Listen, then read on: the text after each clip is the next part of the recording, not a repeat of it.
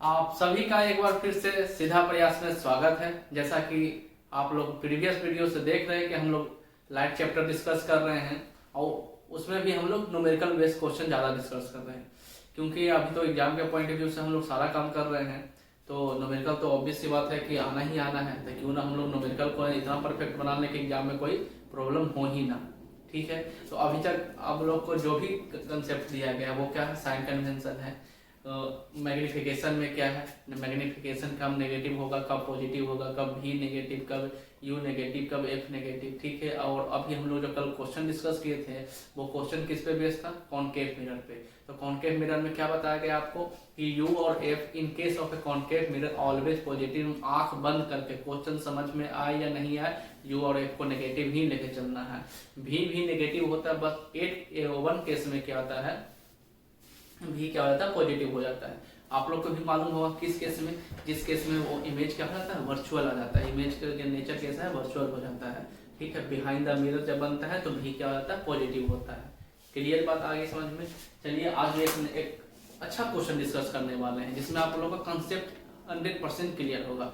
हम वैसे ही क्वेश्चन अभी करवा रहे हैं जिसमें आप लोग फंस सकते हैं, और आप लोग का जो कंसेप्ट क्लियर नहीं है बस उसी के लिए, कंसेप्ट क्लियर करने के लिए क्वेश्चन के थ्रू हम लोग आप लोग से करवाना चाहते हैं कंसेप्ट। चलिए देखिए, क्वेश्चन डिस्प्ले हो रहा है आप लोग को।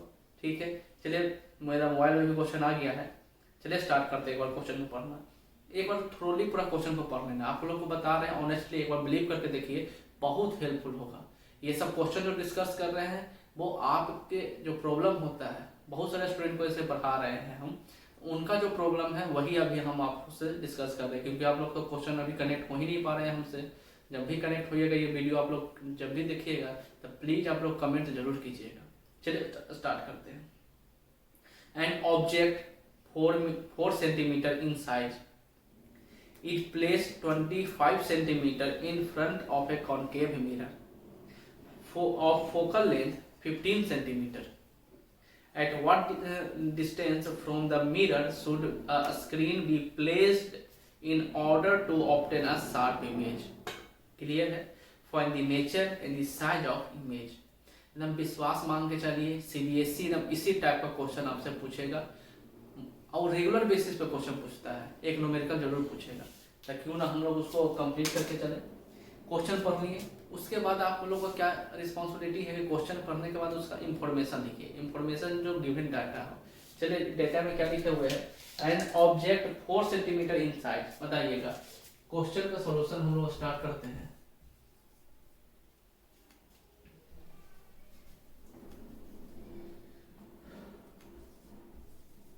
सॉल्यूशन में देखिएगा क्या है, एच का वैल्यू क्या है, एच का वैल्यू है 4 सेंटीमीटर।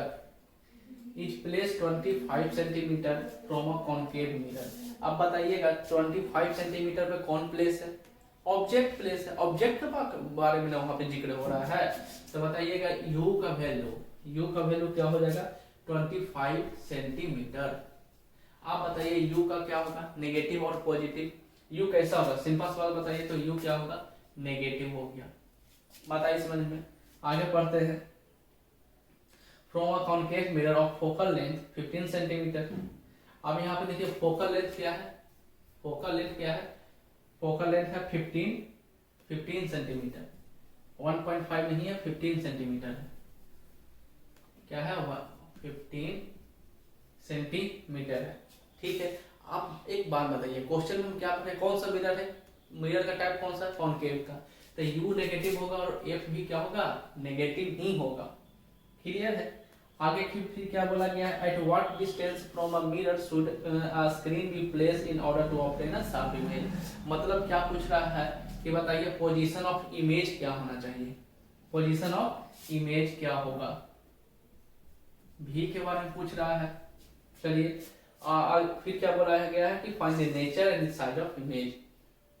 एक बात समझिएगा, जब आपसे नेचर और साइज ऑफ इमेज जब पूछा जाता है तो आपको क्या निकालना होगा। चलिए आगे बढ़ते हैं, और क्या निकालना होगा बताइए।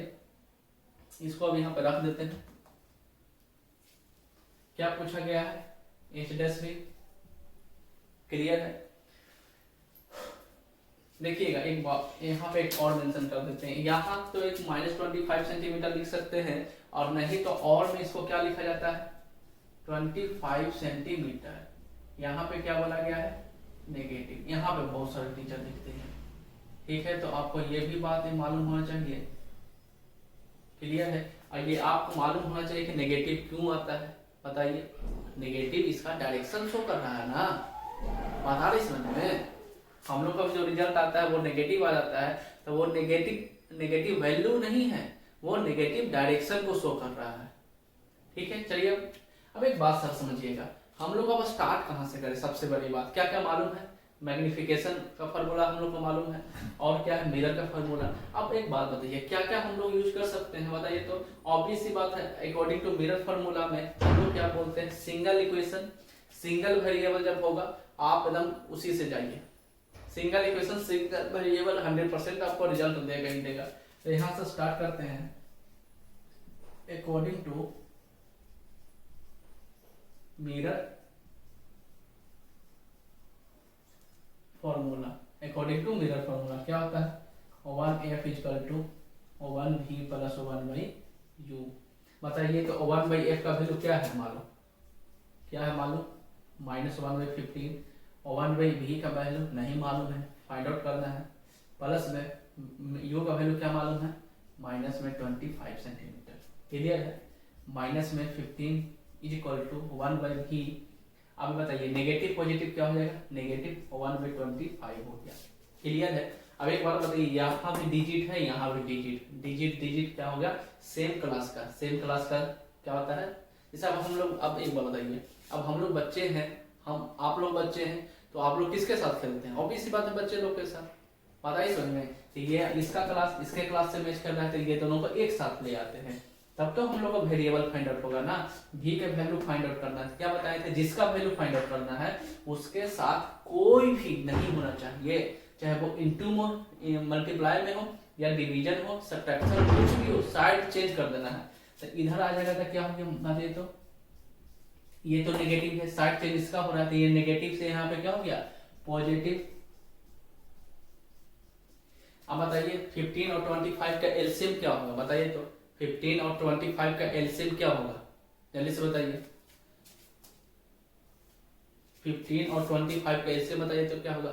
अब एक बात सर समझिएगा, एलसीएम निकालने का हम लोग जो वो मेथड है, उससे अच्छा एक बात आपको बताते हैं। बताइए 15 और 25 में बड़ा डिजिट कौन सा है, 25 है। 25 का टेबल पढ़िए, 25 जब 25 1 जा 25, क्या 25 इससे तो डिविजुअल है, 15 से है डिविजुअल नहीं, तो एलसीएम नहीं होगा। 20 का 2 टाइम्स पढ़ते हैं 50 आ गया, क्या 50 इससे है डिविजुअल, इससे है डिविजुअल नहीं, आगे पढ़िए 20 2 जा 50, 23 जा बताइए 23 जा 75।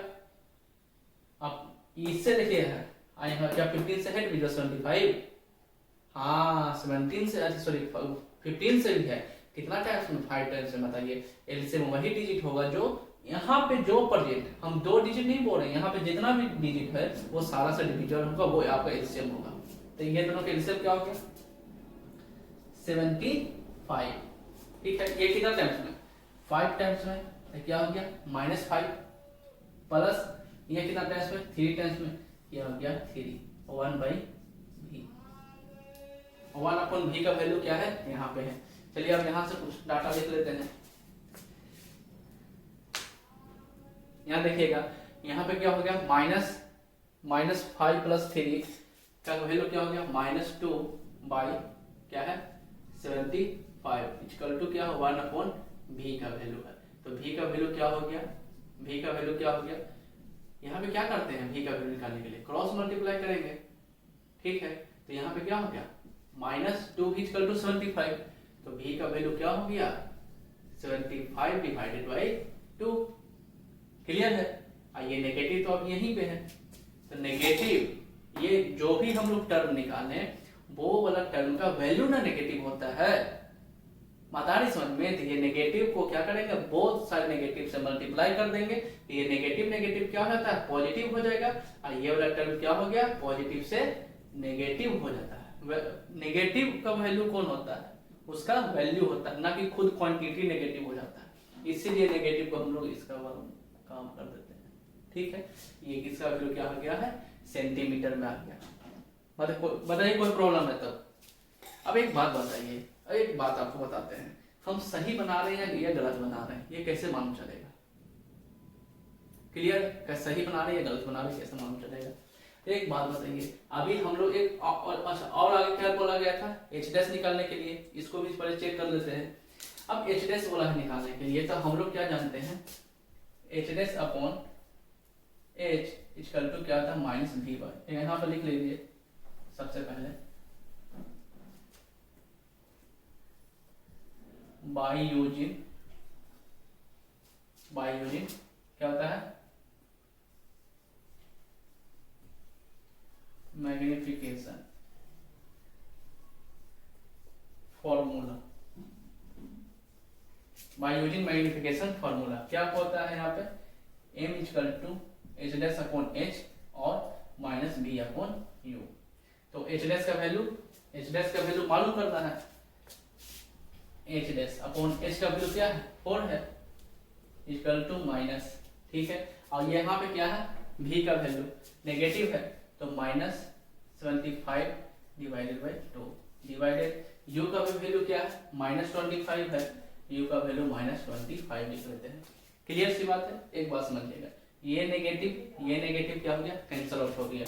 तो बताइए तो कि एच डैश अपॉन क्या बचा, 4 यहाँ पे सेंटीमीटर में, यहाँ पे 4 सेंटीमीटर है, यहाँ पे क्या बच गया आपका 75 डिवाइडेड बाई क्या हो गया, 50 हो गया। ये नेगेटिव तो ऑलरेडी अभी बचा हुआ है, नेगेटिव हो गया। अब इसको कैंसिल आउट कीजिए, 25 से 2 टाइम्स में, ये क्या हो गया, 3 टाइम्स में हो गया। तो बता एच डैश बाई ये 4 सेंटीमीटर है, इक्वल टू क्या हो गया, माइनस 3/2 हो गया। ये 2 को ये 4 को कितना टाइम्स में कैंसिल आउट कर देगा, 2 टाइम्स में, देखिए कैंसिल आउट हो गया। तो एच डैश का वैल्यू क्या हो गया, एच डैश का वैल्यू क्या हो गया, 2 से 3 से मल्टीप्लाई करने पे माइनस 6 सेंटीमीटर आ गया। क्लियर है? अब एक बात समझते हैं, मेरे पास भी आंसर नहीं है, आपके पास भी आंसर नहीं है। अब एक बात बताइए, हम जो बनाए हैं वो सही है या गलत है, बताइए तो।